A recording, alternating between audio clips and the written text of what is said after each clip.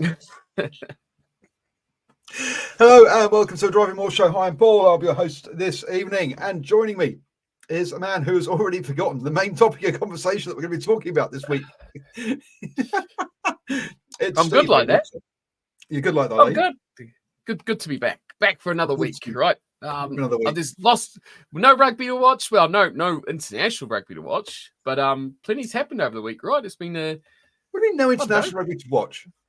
Well, no top tier one international rugby watch. Okay, we did see a little bit of Fiji demolish the Americans. Well, they dominated them on the field, but not on the scoreboard so much. But I think the NPC was where the action was at this weekend. I saw more international at the NPC, but yes, there was the NPC. You say had the Ranfurly Shield this weekend as well.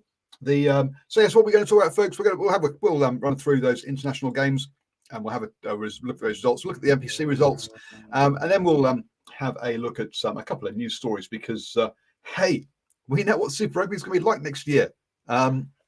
They've announced what. Sorry, do we really? I think we probably did already, didn't we? We already knew what the games were going to be like. It was just who the hell's playing who and when. Yes. We'll go through that. Otago counties never happened. Okay, all right. Apparently that's what all right said. But anyway, we'll kick off with the international side of things, and we had the first round of the finals for the Pacific Nations Cup. Tonga saw off Canada 30-17, as I think we all kind of expected. Look, Canada's not been going great recently. 19-10 at half time, so they'd already got a 2-score lead by half time for Tonga, and went on to a relatively comfortable victory over Canada. It's sad seeing Canada, who at one point was being talked about as in joining the Six Nations before Italy did back in the day. Seeing them kind of quite down where they are now. Next up, Fiji, the USA.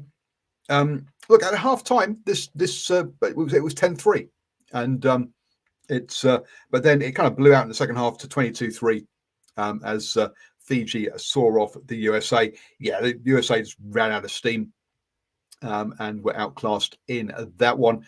Yeah, Major League Rugby still isn't perhaps it hasn't. Initially, we saw it kind of improve the international team or the national team for the USA.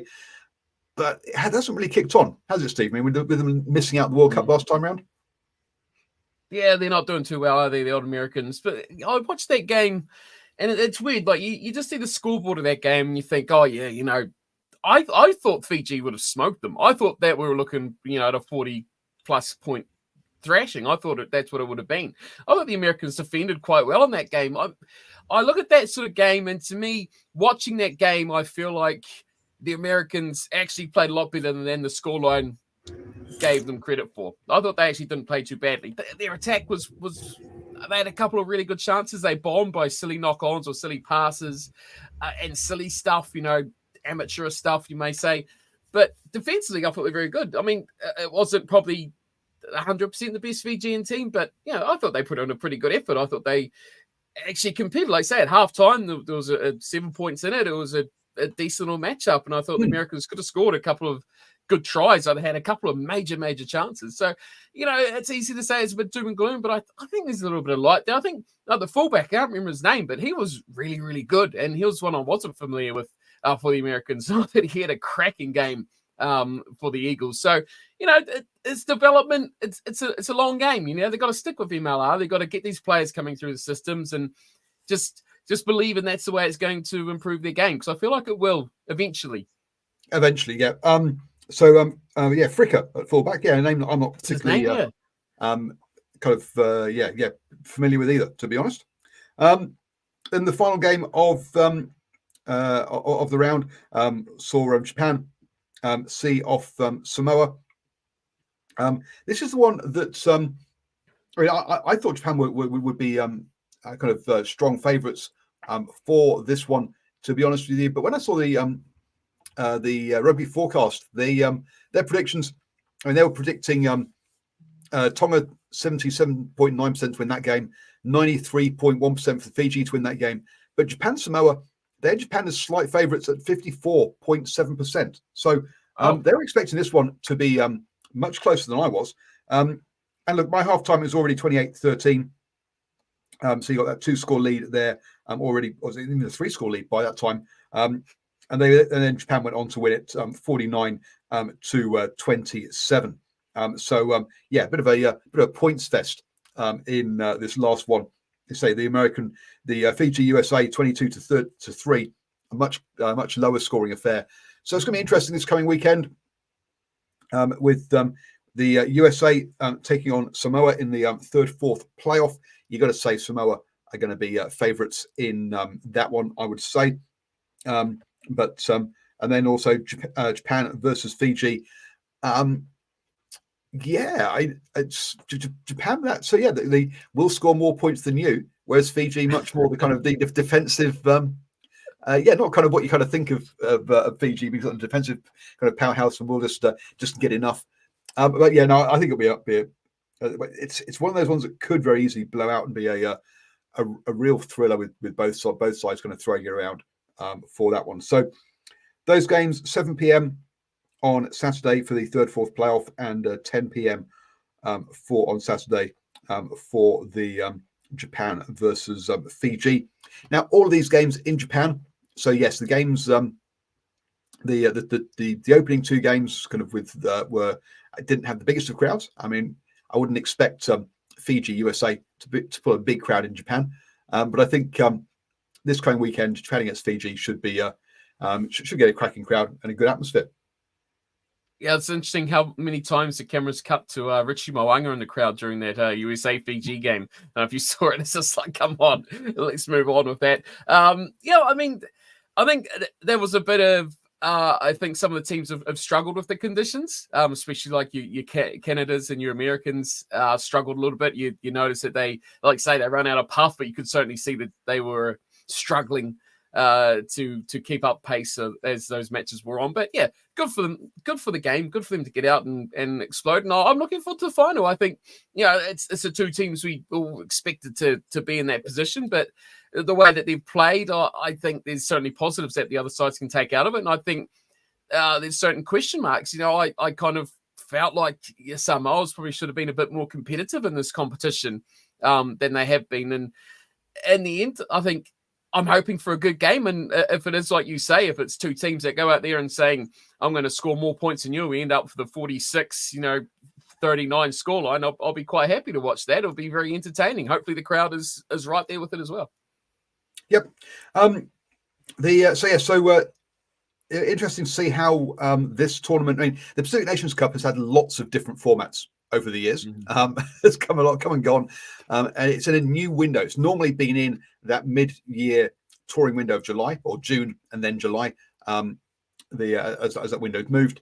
In a new time slot this year in the Rugby Championship one. Now, with the World Rugby Nations Championship coming up and kicking off in 2026, will this still be in this slot? Will Japan and Fiji be joining the Rugby Championship? We'll have to see. So maybe we'll only get 2 years of this in this slot, and of course, but we'll wait and see. I guess how that all pans out.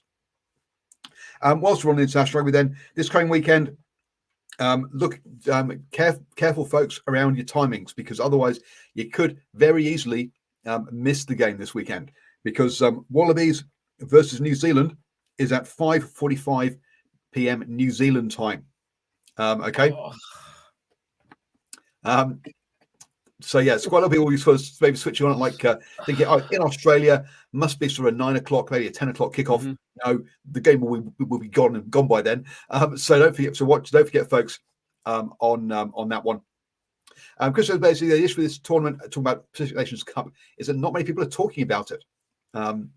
Canada got 7,500 for their home game, but the USA is getting less than 2,500. So yeah, we'll have to see how that one happens. And Dr. Rice points out that NRL finals are on in prime time, which might be quite.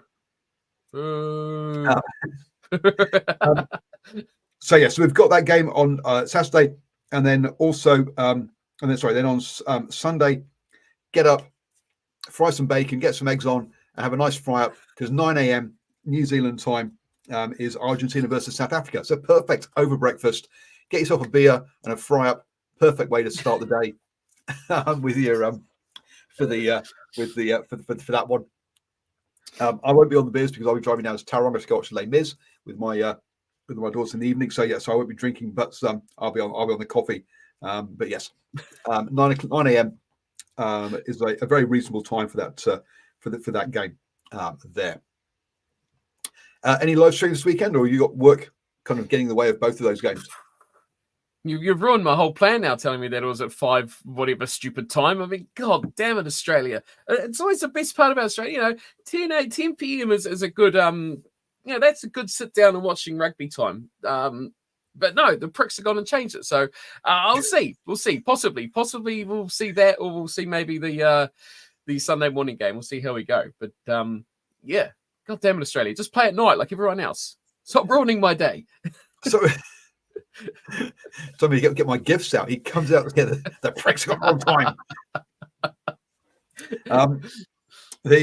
For that one. Yeah, I think I'm not probably not going to see that one live, because actually I've got an event on with actually for my younger daughter. They've got a school dinner thing happening. So so I think I'll be missing I won't watch that game live, but yeah, I will be up at 9 a.m. for the other one. Which is much more very, very, very civilized of them to do that. Moving on, then, not to the NRL, but to the NPC. Kicking us off. So we had the midweek game from last weekend was Otago versus Wellington, 28-32. And as Nocturnal Right says, yeah, we're not talking about Otago this week. Yeah, their Storm Week didn't go down very well at all. As you'll hear later. So yeah, perhaps their resources stretched a bit thin. Wellington, I think we all expected them to get the win on that one. On to the weekend. So no, nothing. On to the weekend then. On Friday, Southland took on Canterbury. The mighty Stags. Didn't happen either. That didn't happen either. No, 29-41. Canterbury got up in that one. Look, I mean, no surprise. With that result. Look, Southland have positives is the 29. Yeah, that's what I look at that and I say, hey, we scored some points, we were competitive, scored some tries. That's you want to go and see, it gives you that hope and that belief and something to cheer about for the fans, being a home game for the Stags. At least scoring some points and putting some pressure on the scoreboard, at least, is a positive, I'll take. And Ethan de Groot had a pretty good match coming back too from injury. So if you want to go internationally, good to see him getting a bit of a run around with the old Stag boys again. Yeah, Shane Mitchell and Shea picks my yellow card, but there we go. The individual players are good for Otago, but poorly coached as a team at breakdowns and defence. There we go. So new coaching setup required. I'm sorry, I did a couple of years ago. I did try and interview as many of the head coaches I could before the season. Unfortunately, I didn't get around to doing that this year for that one. So I can't remember who is in charge there. Big game of the weekend.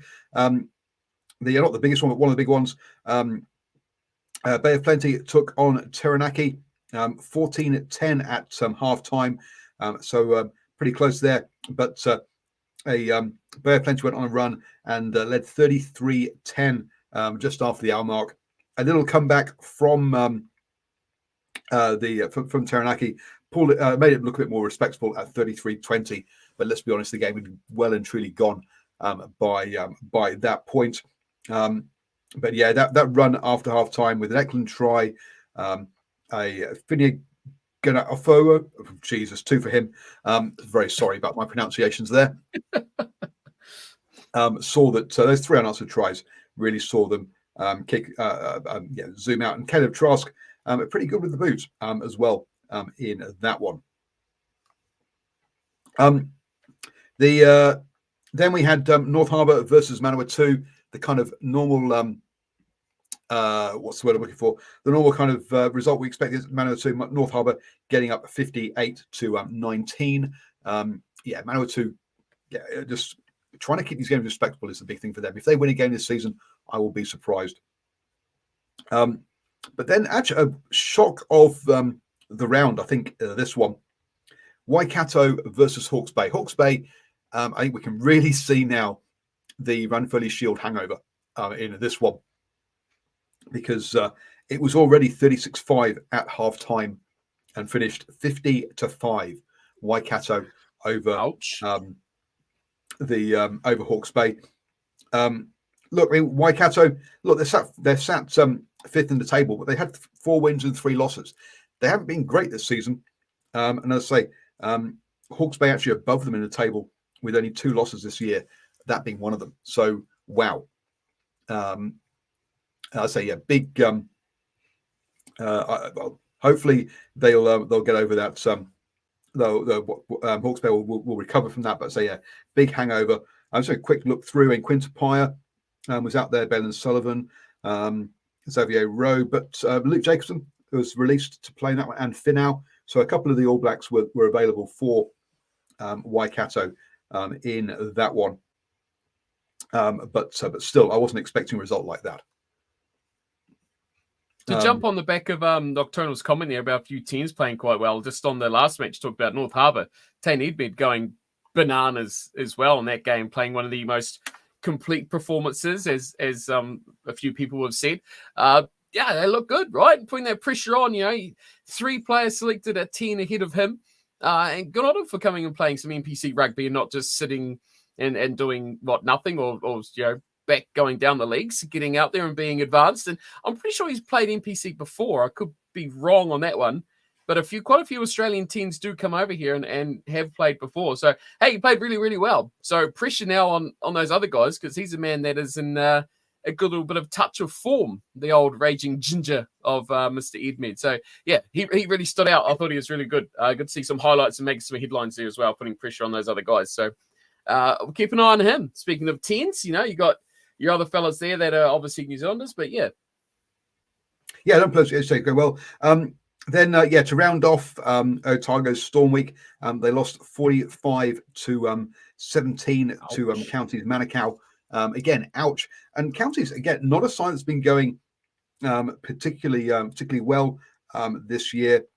Let's remember all the kind of Auckland plus Northland regions haven't been going great this year. So really, a really good result for them. Hohepa in there at the inside centre, the Crusaders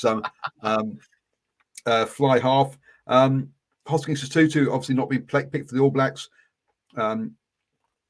So a number of players, Sotoro. But when you look at that, not a they didn't have any particular players released to kind of do that. And Dr. writes, Australia club scene is not strong enough. It's also not playing at this time of year. It's the wrong time. I mean, basically, there's no rugby for them to play in Australia. But it makes you say, what are all those other players doing? All those other fringe kind of Wallabies players who thought they were, in the mix, haven't been picked. Those guys sitting there. Well, what are they up to? What are they doing? Just nothing. Training. Off to the gym and running around a paddock about. I mean, that's what, to me, it's like seeing Tane Edmed actually getting out and trying. Any fringe Wallaby player is good enough for NPC. Surely they could find a gig somewhere. Mano Atu surely screaming out for someone with half a decent piece of quality. So, there's a couple come over. There's a one playing in Southland as well. There's players from around that are finding spots, and it makes me question, that those other players who are wanting, who are on that sort of cusp. Are they ready? Should an injury crisis happen in the Wallabies? Who's ready? And you look at a guy like Edmed, they can cover a good couple of positions. He's got to be the first name if a fullback goes down or a 10 goes down, or even someone in the inside centre to cover. You want a guy who's rugby ready. He's the only name one few names that come up. Yeah, I'm really surprised that particularly some like the Western Force haven't got themselves a relationship with people like Bay of Plenty, possibly Tasman. Mm-hmm. Maybe not so much Tasman, because Tasman have. The reason I'm saying Tasman is, but the CEO for Bay of Plenty used to be the CEO of Tasman, so there's links there, right? Why am I saying Bay of Plenty? Because remember, Bay of Plenty, pre-COVID, you might remember that some of the Force weren't part of Super Rugby. And he tried to set up Global Rapid Rugby, and one of the teams in that was the China Lions, who were effectively Bay of Plenty plus 2 Chinese players. So Bay of Plenty got a relationship with Western Force. Also, one of the head coaches from Hawke's Bay went over there, or when the assistant coach went over there to be a coach. So look, it's not like they haven't got connections. So I'm a bit surprised some of their players aren't over playing in some of these teams. So before we get to the actual the big game though, Northland versus Auckland. Auckland got up on that one 17-24. Finally, I say they're at 5-12 at half time, but managed to sort of hold on. It did go out. It went out to 5-24 before Northland gave a bit of a comeback to make it perhaps a bit closer than it possibly could have been. But a really important win for Auckland, especially as they're the next ones to have a go at the Ranfurly Shield when they play the holders in a couple of weeks' time. But 2 wins and 4 losses in their 6 games so far. That's not what Auckland's used to, folks. So the big game of the weekend then was the Ranfurly Shield game, where Tasman had their first ever defence of the Shield up against Wellington. Wellington, as we've already mentioned, were on a storm week, so they were going to be a bit knackered after playing Otago midweek. And it was a cagey affair in the first half, 8-3 at half time there, with a late penalty, the only points for the Lions. Come into the second half, and it was a 1-point game not long after the hour mark. Golden Bishop missed the conversion to take the lead for the for Wellington. It was 16-15, and then a couple of late tries in the last 10 minutes for Tasman saw them pull away to what was perhaps a bit more comfortable on the scoreboard than it was necessarily in the actually on the pitch for Tasman to have their first to win their first ever Shield defence. So good for them to get their game under the belt. It was an amazing game. That was a cracking game. What I think I enjoyed the most about that game was the fact that the first half, you knew the crowd was there, and they were making a bit of noise. I was like, oh yeah, the crowd's all right. But as that game wore on, and as that game got closer and tighter and more towards the end, that crowd just got louder and louder and more. Maybe the Beesies were playing it up, but you see a lot of crowds where the game starts and they're like, erupting, and it's like, wow, this crowd's cool. And then they kind of fade away towards the end. Either that crowd just they planned their innings perfectly throughout that game. And right at the end, those last couple of tries, that try, what's his name, Tamoi Falau on the wing, young guy. I mean, that try was incredible individual brilliance down the left wing. Just to stand up one man, push the second off, and then race to the corner and to get that put down was, look, he should never scored that try. He should have never scored that try. But I think the big catalyst for the whole match for Tasman was their defence.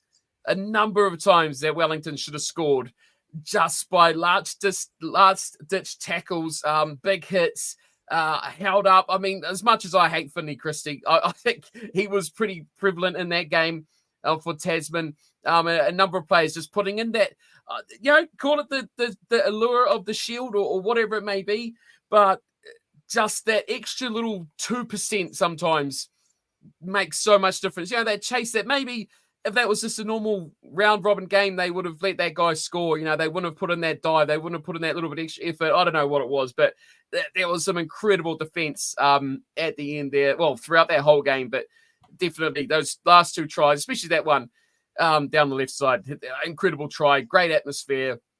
The only thing I question though is they've built a big building behind one of the ends posts. I wonder how many windows they go through there, or they've got some special glass, because every time I saw someone take a kick, I'm like, he's going to just smash that straight into the windows. I don't understand it, but hey, great atmosphere, cool stadium, cool crowd, packed house. Well done, Tasman. It's good to see not only the defense, but it's good to see the passion. It's good to see that this determination, that grit. And I hope they keep it against Auckland. I will be definitely jumping on that bandwagon for sure. Yeah, a couple of players in Billy Proctor, Ruben Love back for Wellington for this game. Obviously not playing much for the All Blacks. Again, you didn't want to. Should they be what's the word I'm looking for? Do you really want the All Blacks being parachuted in for these kind of important games? I know they need game time if they get selected for but this is a Shield game. But yeah, it's a little shot in the arm there for the Lions, but wasn't enough in the end. Coming up, yeah, it's interesting. Before you go on, who was saying it? Nocturnal was saying about George Bell getting withdrawn from the game on Sunday for the All Blacks, but in the same breath of that, obviously to save him from getting injured. Whereas now Ruben Love is suspected to be out for some time with an injury that he sustained in that game. Sure, I guess you'll probably say Bauer is a bit more of an important player, a bit more of a bigger cog in that wheel, but it's that risk of getting match fitness, but you're playing in a full contact proper game, right? So the risk of injury is pretty big. So, good with the bad. Maybe they get a little bit of fitness, but it could hurt them in a long time. He could be out for a while. Yep. On that one, and on top of because I see Tupolosi's back for the All Blacks, but I don't think I don't know if Iwani is back yet for them. On Iwani, no, Perifeta, sorry, back for them. Looking forward anyway for the NPC midweek game, which I'm sure we'll all be dialing into, is Manawatu versus Southland. Steve Wilder, that'll be a good points fest for Southland there. How bad? Manawatu's defense is horrid, isn't it? I expect the Stags to run rampant. I think this could be the biggest Stags victory of the season. That they just watching that game, I saw how well Edmund played for North Harbour, and I thought I'll check out a bit of how that match went. And boy, I mean, some players play well, but when it's just easy to shrug off a tackle and just literally run forward, and they just keep running. And they're going to fall off you. It just makes you go, did he play really well, or is the defense really that bad? I mean, I'm a bit worried for Manawatu. I really am. Come on, Stags put 50 on them. Yeah, I mean, look, points difference this year: Otago minus 56, Southland minus 51, Northland minus 59. They're the worst, apart from Manawatu minus 163, 3 times worse than the others. So yes. It's going to be a tough one I think it's going to be a tough season for them. Is that a Manawatu at home? Manawatu at home, yes. Okay. Friday night's game is could be a cracker, but we'll have to wait and see which Hawke's Bay are going to turn up. The one that's hung over from the Ranfurly Shield, or the one that's actually back up and running. Because Hawke's Bay versus Taranaki. Taranaki will not go easy on them. That's a tough game for them there. Also, these two teams have got history of meeting in finals and stuff. These two, in recent times. So, Hawke's Bay, Taranaki, a really good game on Friday night. Moving on to Saturday, then we've got Northern and North Harbour, the two North Auckland teams. For that really old reference there, followed by Canterbury versus Counties Manukau and Wellington versus Bay of Plenty. Northern North Harbour, well, that's really tough. I don't know which way it's going to go. Canterbury should see off Counties at home, and Wellington Bay of Plenty should be a cracker as well. Moving on to Sunday, then Waikato off their 50 points game against Tasman, who are coming off the back. Okay, this is one of those things where we'll see what Tasman are made of, because quite often the Ranfurly Shield teams, when they go away, when they go away, they tend to get lower performances than when they're actually playing ones. A little comment in the chat there: can Northland ever get good? Hard supporting them. Oh, I love the Chanifars. Oh dear. That's a big rivalry. Northland v Southland, man. They're my number one wins. If you can beat Northland, it's a successful season. I don't care if you lose every other game. That's the one team. Probably after Otago. Sorry, I take that back. Otago and then Northland. Yeah. Then Northland's it's that north-south rival, right? We both called something land. I mean, you take our name. The two ends of the country. Yeah, it's the. Yeah, exactly. So that's followed by Auckland versus Southland. Your favourite team against your least favourite team, pretty much. Don't worry, Tasman will soften that up for you. And that's on a that's on a storm week, so it's going to be a tough one for Southampton to back up. And then Manawatu host Otago as well on that Sunday as well. So Manawatu. So good luck to Manawatu there. But again, Otago will be thinking, yes, here's an opportunity to get back on the winning side of things. Right then. Let's move on then to the sort of the news sort of section of things. We'll wind back quickly to the whole. So for those of you who don't know, Steve has a Discord channel that where they sort of chat about those things. And I'm trying to see if I can just if invites are disabled. It says, "Oh dear me." Really? If you could throw in the chat the link for it. But yeah, Stephen, there's like, what was Paul talking about last week? I can't see any reference to it being every 4 years. It's every 2 years. Well, it depends which bloody news articles you're listening to. Yes. Or reading. The ones I've read, when they're talking about the South African people talking about it, or the South African administrators, they're talking about 2026 and 2030. You then read about I said Steve Waugh. That's not it. He's the cricketer. But the Australian, yes, thank you. The Australian administrator, and he goes and says, 26, 28, and 30, we're not having Super Rugby. But hang on, really? Because those other guys didn't even mention that one in between. So at the moment, let's be honest, the thing at the moment is what's happened is like 2026 is when they're looking at doing it the first time, and they think, right, we haven't got a clue, we haven't really got everything thought up yet, but oh shit, we have to quickly go out to market because we need to get our TV contracts in because 2 years isn't very long away. We need to quickly build up some hype around this, so we actually want to buy this, and so they've gone and announced it ahead of time before they've actually really figured out what the hell and agreed everything with everybody and know what's going on because they want to build hype. This is my guess anyway. They want to build hype. They want to actually figure out what the market is, how much this is going to cost, so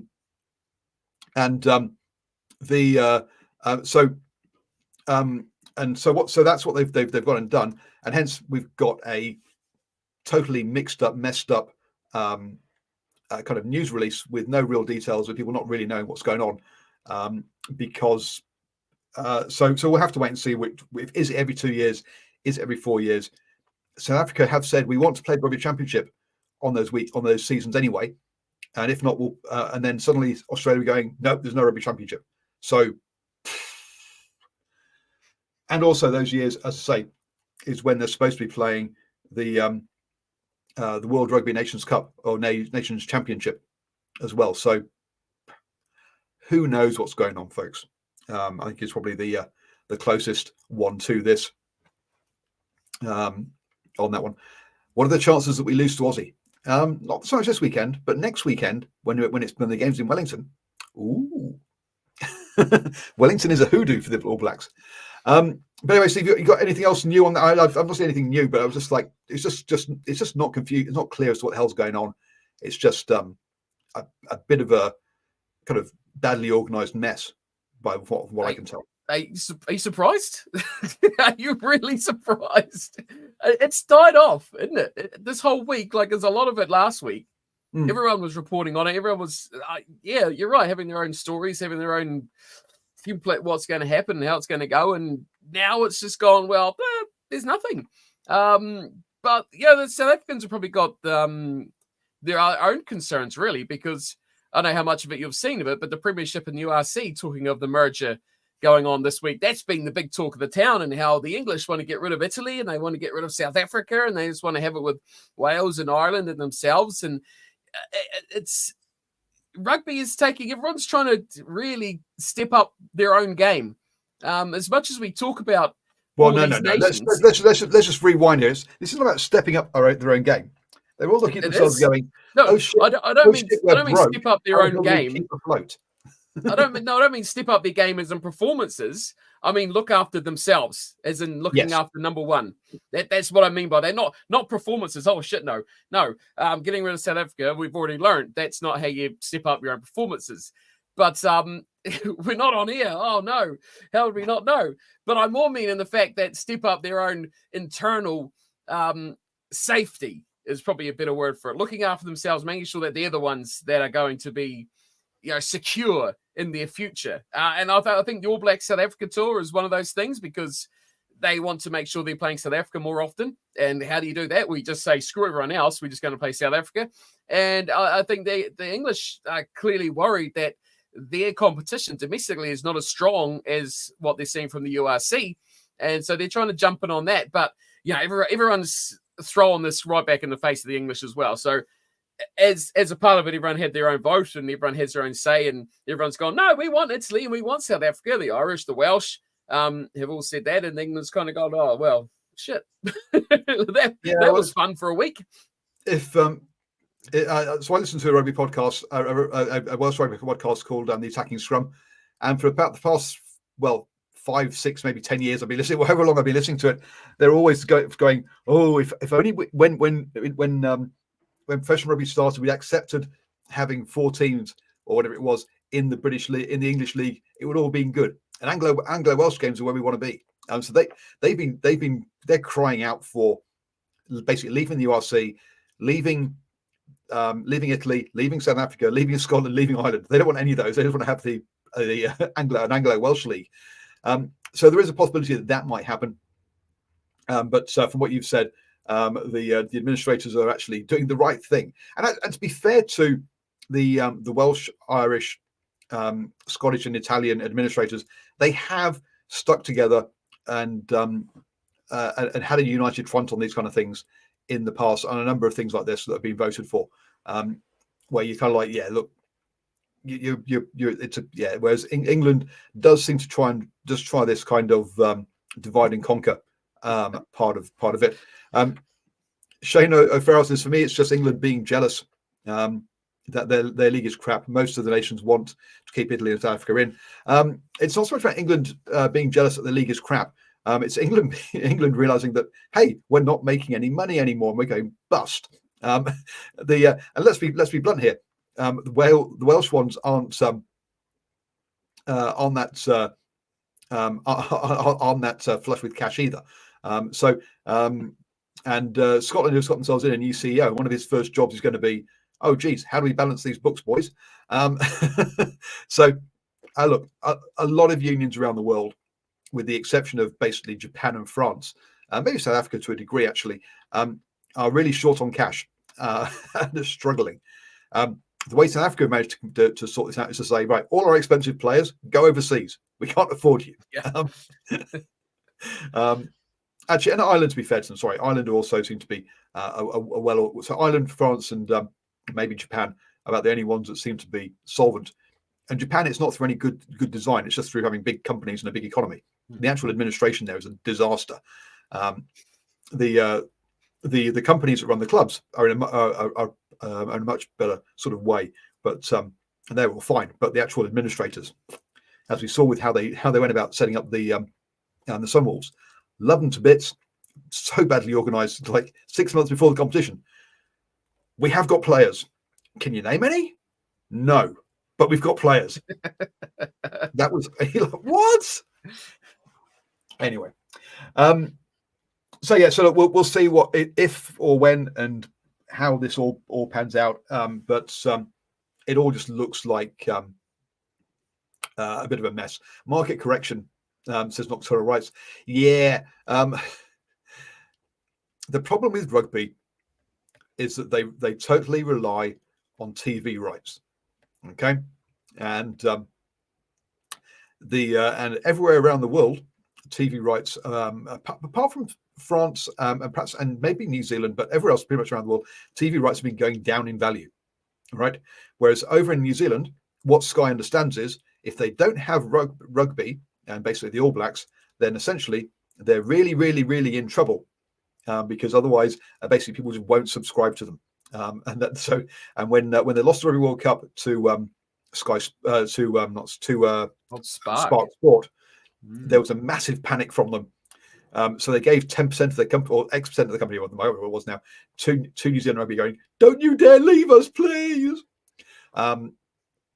So yes, on that one. Does Steve eat Weetabix? No, look, I don't eat Weetabix either because Sanitarium are an evil company that pretends to be a religious organisation when actually they're a cereal company, so they don't pay tax. They avoid tax by saying, "Oh, we're a religious organisation."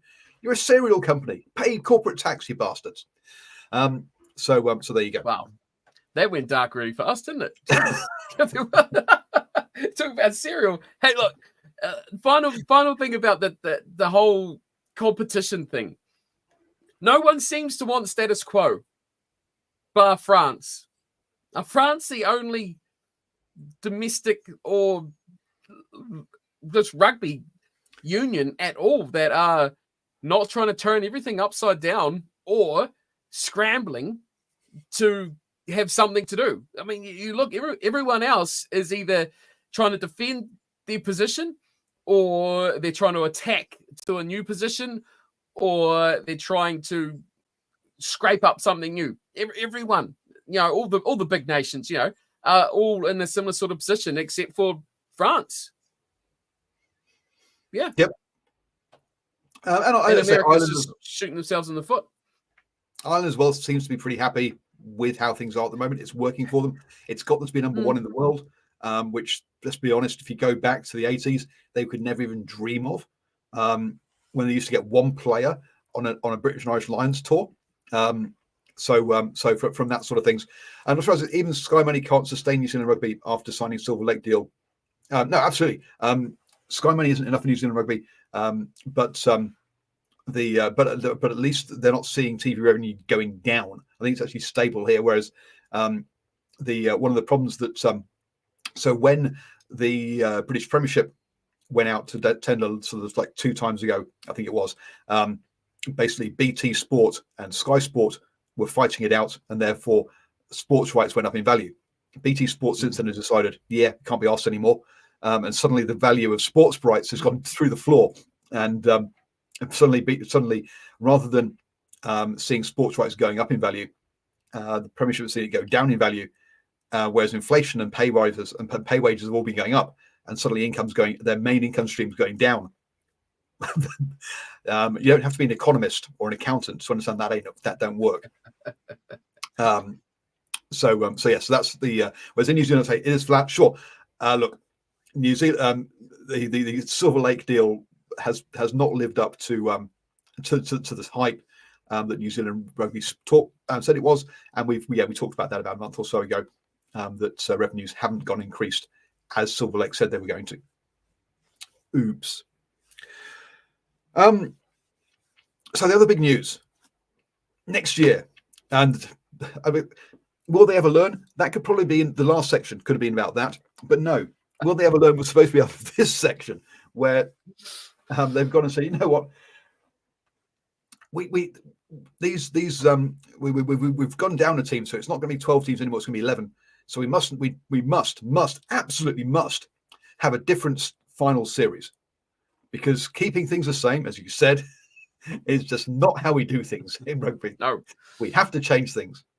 And on that note, anybody who says, "Oh, those laws, rugby's not," they've killed this, they've killed what rugby used to be. Really? Look at the laws 10 years ago. It's not the same game. It changes every single year. Mm-hmm. So yes. So Steve, did they go with keeping it the same, top 8 teams, quarterfinals, semi-finals, finals, in which case only 3 teams don't make the finals out of 11? Or did they go, you know what, we've got 11 teams, we'll go back to sort of semi-finals and finals, we'll have 4 teams going into the finals because that's nice and simple? Or did they go something else? And you know what, 6 works really well, because 6 you can easily do even numbers of games and reduce by teams. Oh shit, you can't, can you? Okay, we're going to take 6 teams to the finals because that's about half of them, and we've got to make sure Australia get a team in there. So how do we now get 6 down to 2? And Do we take the simple option where the two top teams have a week off? Or because our fans want such quality content, because we must produce quality content, shall we have 3 games in the quarterfinals, and the winners of each game plus the highest ranked loser go through to the semi-finals? Because that's simple. Now hang on. If the highest ranked loser goes through and they're the first ranked team, they could still have home advantage in the final. So we have to reduce their seeding by 1.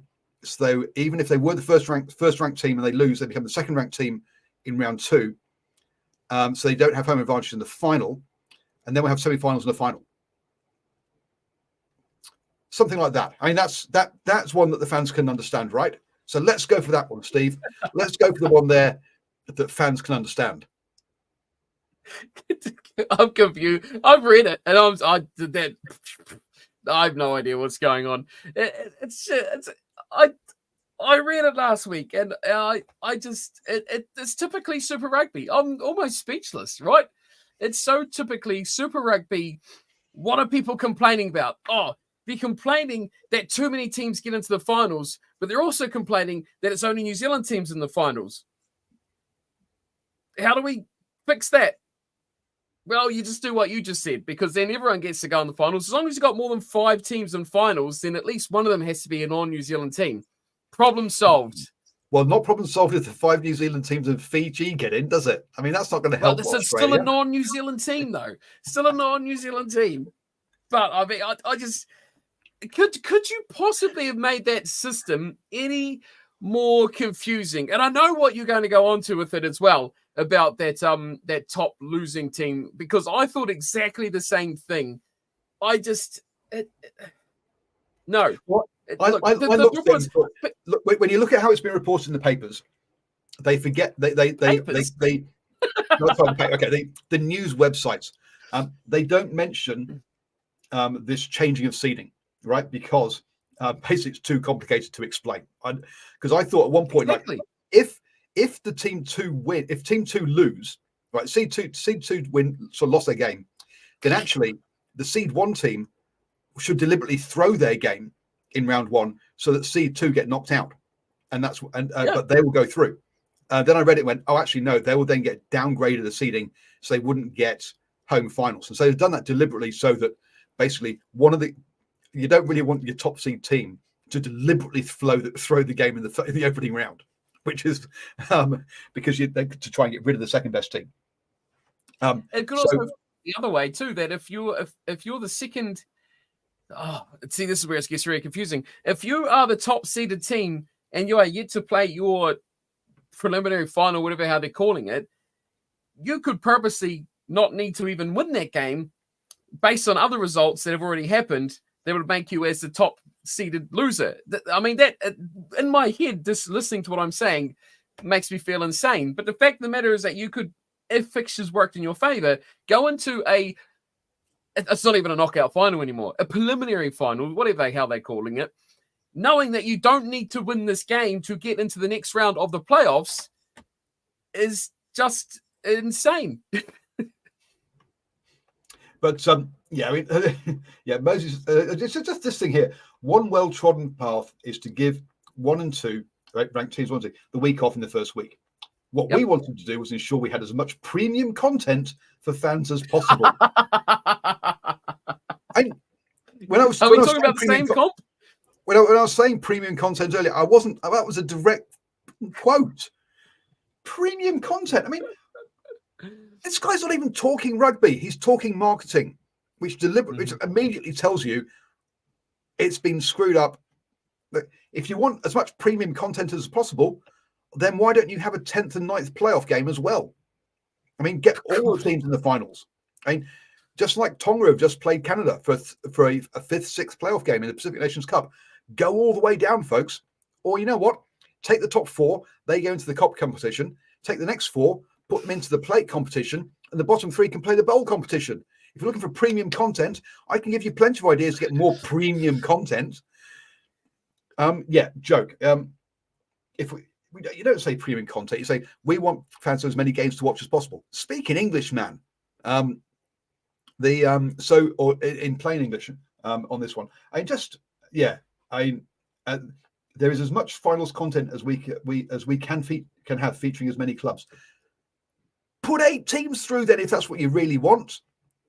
Why are you putting 6 teams through if you want to have as many games as possible? Dumbass. Put 8 through, and at least make it simple as people can understand who the hell's going to play the following week.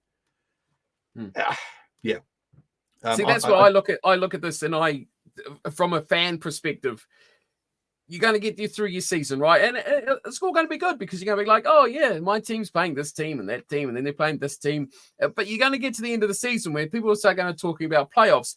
And that's where you're just going to go, you're going to go straight off a cliff because people are going to go, oh, well, if we finish in this position here, then we have to play them. But if they lose that, it's too difficult. Yep. You want to attract fans to the game. And you can tell straight away if you're a fair weather rugby fan, you're not a huge rugby fan, you're just tuning in to try and enjoy the sport, or you're new to the sport, you're going to look at that and you're just going to go, that is just too hard. Like you say, 8 teams. You're going to watch 4 games. You're going to watch the first weekend of finals. The next weekend of finals, you're going to go, didn't they lose last week? Have I forgotten what's happened? When suddenly, I thought this was a knockout competition at this stage. Yeah. So, and then you're going to be watching those first round of games, not really with much of an idea as to what's happening the next weekend. It's like when you start going into things that it's like we talk about with the rules, that if this happens, it's this, but if there was this, then it changes the whole thing. It's exactly what you're doing with the finals. It's like, yeah, this team's going up, but if this team over here do that, then it changes. No. It's 4-2-1, or it's 8-4-2-1. Simple. Keep it simple. Make it easy to understand. Let people enjoy the games and have a basic understanding where their team's going. It's simple. It's a bit like so you say if you jump from in pitch and knock the ball back in field before landing, it's not gone out. If you jump from out of the pitch and you knock it in field and land in field, it has gone out. But if you jump from out of the pitch and catch it and land in field, it hasn't gone out. Pardon? Just, Why are you overcomplicating all this crap? Keep it simple, stupid. But no, They know better. They want premium content. And hey, look, it's Super Rugby shooting itself in the foot again on this one. Sean O'Farrell says, this is, you wonder why rugby league is better than union in Australia, or more popular rather than better, is what he means there. Not a lot of format changes. The NRL has kept it simple. I'm not sure they've kept it simple, but they have kept it the same, right? Consistent. So yes, they had a similar thing to like this where they had best losers, or if the didn't or highest ranked losers didn't get knocked out, and then they went, that's actually confusing people. So what we'll do is this one where one game is a knockout game, the other game isn't. It's a qualifying game for whether you skip a week or not a week. But yeah, they've had maybe 3 finals formats in their history in the last. Whereas how many formats has Super Rugby had? Oh my God! And this isn't the most complicated one. I know you said on Discord this was the worst one you've seen. This isn't the worst they've done, to be honest. Super 15s, where you've got 4 conferences, where the winner of each conference goes through. So the South Africa 1, South Africa 2, Australia and New Zealand. Then the 3 best non-first place teams out of Australia and New Zealand conferences goes through, and the 1 best not first place team out of South Africa 1 and South Africa 2 goes through. Why? Oh, because South Africa conferences are 4 each, the New Zealand conferences are 5 each. Oh my God. So that's how you got your 8. I can understand. Yeah, the conference leaders, they go through. I can get that. Understand that. But then why 3 come from Australia and New Zealand and 1 from South Africa? So yeah, this one isn't as bad as that, but it's pretty bad. I don't know. I didn't find that one too bad. I get it's confusing, but the thing is, that one was confusing during the regular season, right? Yes. And then you got to the final and you're like, hey, that team's made it. This team's made it. Here's your 8. Okay, simple. We'll get 8. 8's always a good way to work. This one's the opposite. You kind of cruise through the regular season knowing that you got to get in top 6. That's the easy part. It's then when it goes from the 6 to whatever, that's when it goes completely to hell. But yeah, I get your point. I remember that. That was it was confusing, but they did do that for, how many years did they do that for? 4?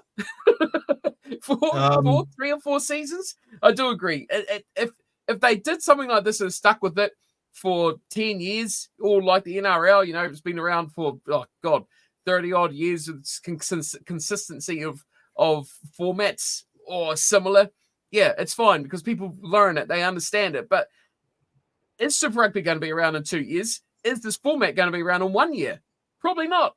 It'll probably be changed because who the hell knows what's going to happen in the next 12 months. Yeah. So 5 years we had Super 15 for 2011 to 2015. 5 years. On that one, it was, but they didn't help themselves by they then had you kept on seeing on TV this combined 15 team table. You're like, but that has no relevance to how anybody qualifies for finals. So why are you even showing it? All you're showing is teams with more points are not going through when teams with less points are. Stop showing a format that doesn't matter. You know why they do that though? They do that because it stands out and they are reactional to complaints. People are complaining that they don't like conferences. Well, let's just smoke them all into a big table, even though it means nothing, but we'll make those people happy. Shockers. Yeah, a few comments 4 years, in the live chat that Sean thinks it will be Super Rugby again in 4 years. Nocturnal Rights was saying there's rumours it will happen. Super Rugby will disappear in 2 years, in a couple of years. So yes, quite what Super Rugby will look like in a couple of years' time, I've got no idea. But at the end of the day, New Zealand Rugby cannot afford to have more than 5 professional teams, right? So those people who are thinking, oh, what they'll end up with we'll go back to NPC and we'll have 10 professional teams or whatever, or 14 professional teams. Now, there just isn't the money here. There isn't the economy, the fan base here to support that many teams. So how, if Super Rugby dies, New Zealand Rugby is in a very, very bad situation. Do they end up as like South Africa, where their players go overseas? I don't know. But Aussies are in a hole with no Super Rugby. Absolutely. Australia needs Super Rugby as well. Both Australia and New Zealand Northeast both have to have Super Rugby, or you're going to see the professional game die. At that rate, I'm sorry, it's essential for rugby here that they exist. Now, I know a lot of people are starting to say with South Africa, with New Zealand losing to South Africa, we should be picking overseas players. The strength of New Zealand rugby for the last 25, 30 years has been that they only pick people at home, and therefore they have control over the players, how much they play, conditioning, all that kind of stuff. Picking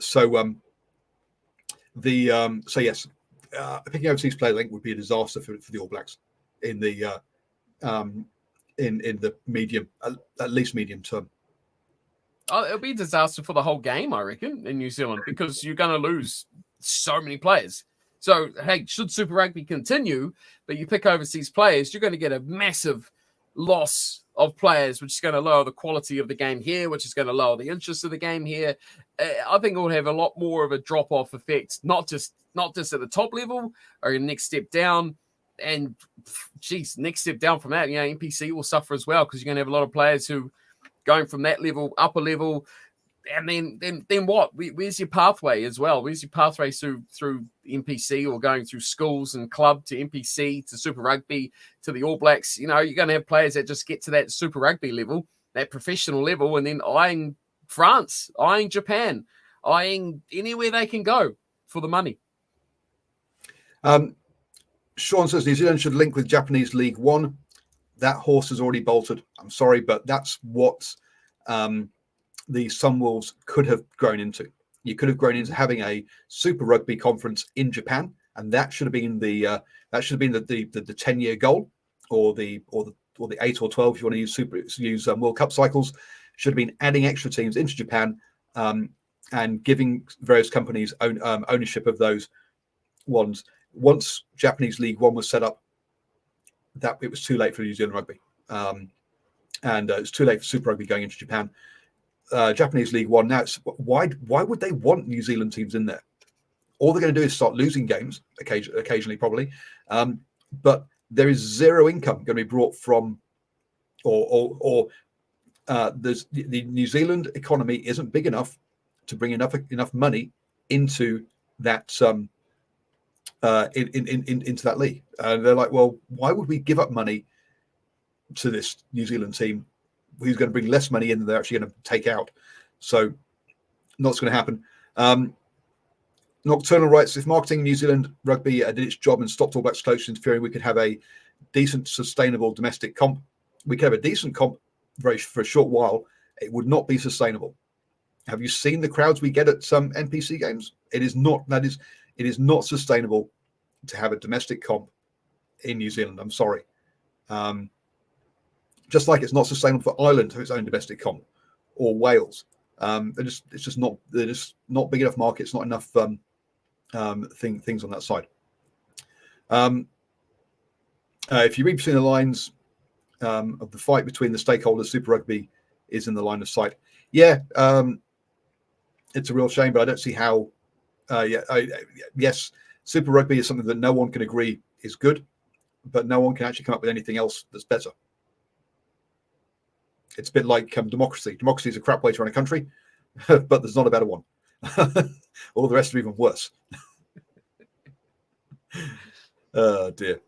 I was trying to see how many people showed up to Tasman v Wellington in the weekend. Because, I mean, for the side, what did we look up? That was a 15,000-seater stadium, right? Didn't we look that up last week?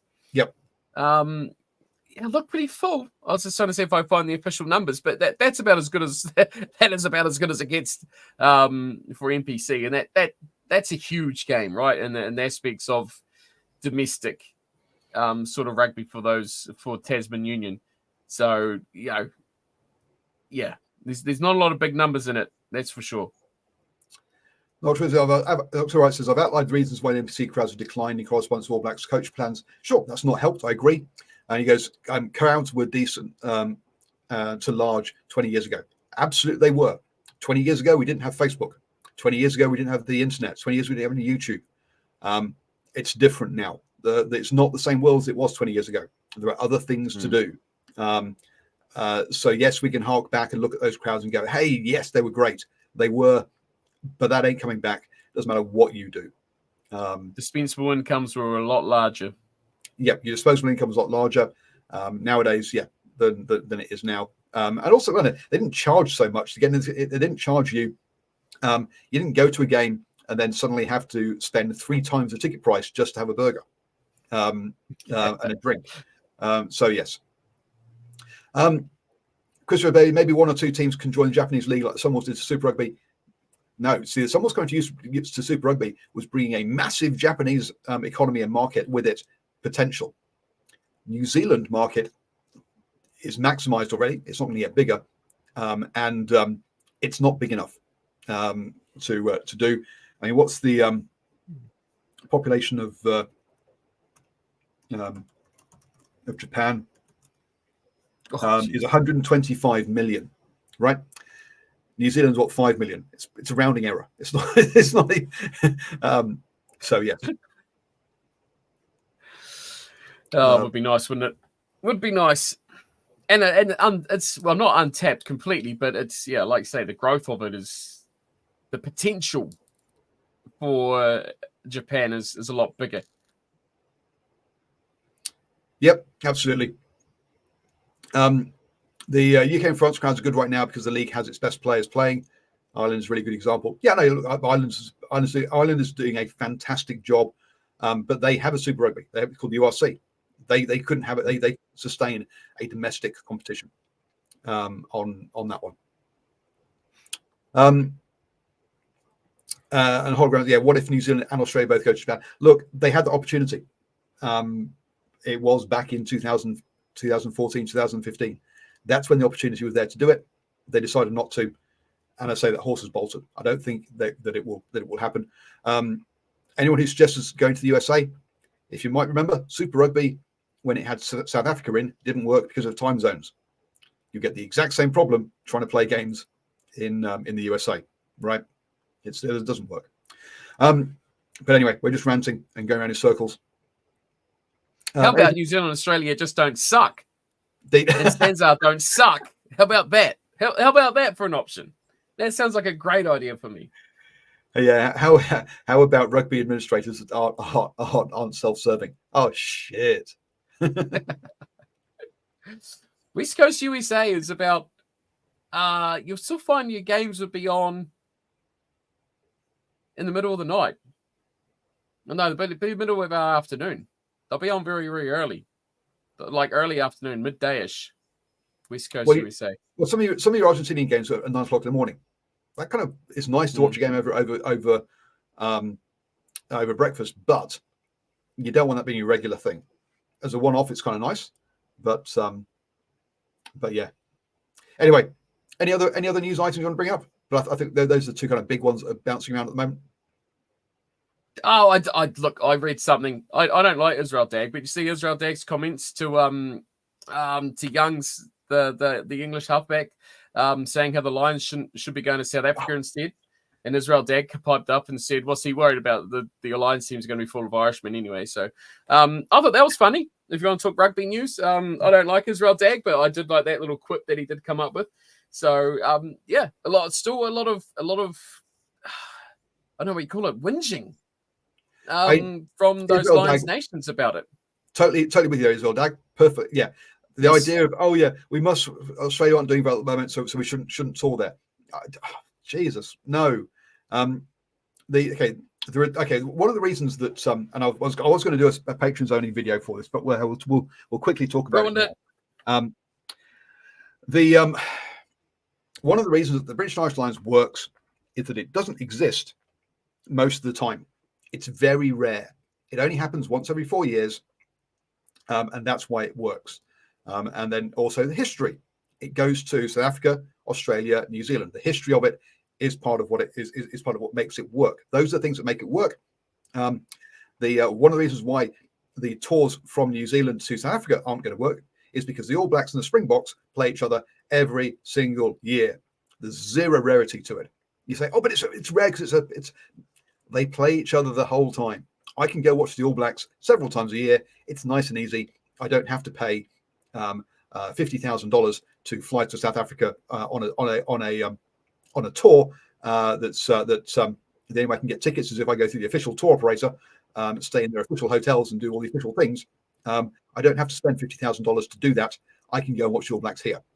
As a fan in the UK, you cannot watch the British and Irish Lions unless you spend $50,000 or £10,000 or whatever it is on your tour with the official operators and the official tours and the official this, to go and see them.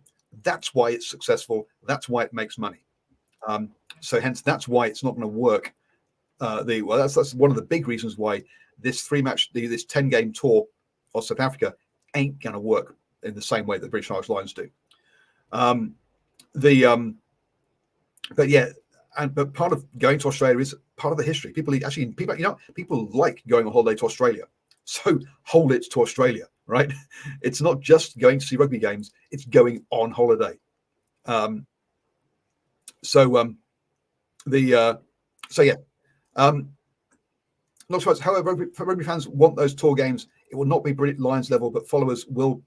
But people will watch them, sure, but you're not going to get 50 to 60,000 people traveling. That's where the success of the Lions come. Is that traveling fan base, because then people watch it because, hey, I want to be there. I want to. So lots more people watch it because of that. It builds up, and that's all part of the noise. All the part of the marketing is, oh, where you go on holiday this and join the office. You tell everyone in the office, I'm off to watch the. Oh, it's the Lions. Okay, I'll watch that. That sounds kind of cool. If you're going to spend that much money to travel halfway around the world to watch them, it must be cool. I'll watch it on TV. And so you end up with a much bigger. The traveling fan base grows that TV fan base as well. Some rugby fans will want to watch the All Blacks playing the Sharks, and we'll get up at 2:00 in the morning. Not that many in New Zealand, to be honest. How many fans in the UK will give a shit about that game? Not that many. Yes, hardcore rugby fans, but nobody else. It's not going to generate that kind of volume of things there. Not right. Lions Tour playing non-test games against C sides are a turn off. It's basically fraud for the Lions supporters. I don't know. I thought remember the British Irish Lions lost to the provincial 15 up in Whangarei. Admittedly, they'd only got off the airplane 16 hours earlier or something stupid, or 20 or 48 hours earlier, so they're all jet lagged. But yes, yeah. Look, a lot of the stuff around the British Irish Lions nowadays is marketing and is just about scraping money out of people. It's not about actually the proper traditions of the whole thing. At the end of the day, on that side. But so I've ranted on that one. But yeah, no, they definitely should go to Australia. Struck a chord. That's all I was trying for. All I was just jumping on is Israel Dag's comment. I agree with him. That's about it. I think Ben Young's just shut up. He won't be in the Lions. And I agree. It's like they've got to worry about what they're all doing their own selves before they worry about where they're actually going. You've got to go where you can actually, where it's supposed to be going. And I still don't believe that the Lions just going to go over there and just cream everything. I feel like the Wallabies will actually put up a bit of a fight, believe it or not. Yeah. Let's clip that next year. If I'm right, I can rub it in everyone's faces. And again, Lions last tour to Australia was like, look, again, people will get up in the middle of the night for those Lions games, but because they only happen once every 4 years, right? Whereas the Lions don't exist for 3 out of 4 years. They only exist for 2 months every 4 years. They don't. Whereas the All Blacks exist for like 5 months a year, and so you see them all the time. It doesn't have the same scarcity value, and that's where the cash is. The cash is on scarce things. Scarcity drives up value. Frequency does not. It drives down the value at the end of oversaturation. Yeah, totally. Anyway, it's I can hear it raining. I need to go check my buckets haven't overflowed in the sunroom from the leak in the roof. No, they won't have overflowed, but they will need emptying in the morning. Oh my god! On this one, so yes. Looking at that, and down south your way, Steve. Please be careful. Don't get snowed in. The weather warnings are pretty nasty down there by the looks of things. Look, you should know by you've watched this whole show being based on how bullshit the media is. Surely you've learned enough to know that you don't read everything you see on the bloody websites. Surely not. The severe weather outlook for the Met Service says load of crap.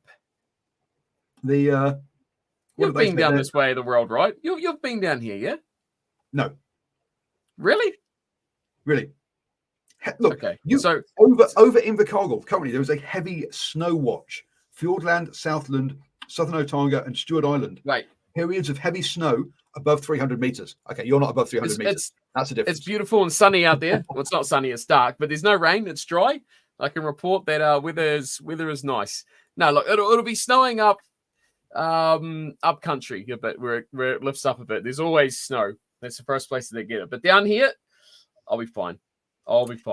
Note, some snow may affect areas down to near sea level. Tuesday morning. So you might have a little bit of snow tomorrow. So so what we want to have, everybody, let's make sure that Cornflake, if you're having snowball fights tomorrow, we want to see the videos on the old video yourself having a snowball fight, and we'll put it on next week. Everybody, have a great week. Stay safe, and let's hope that Steve doesn't freeze to death before then. Night all.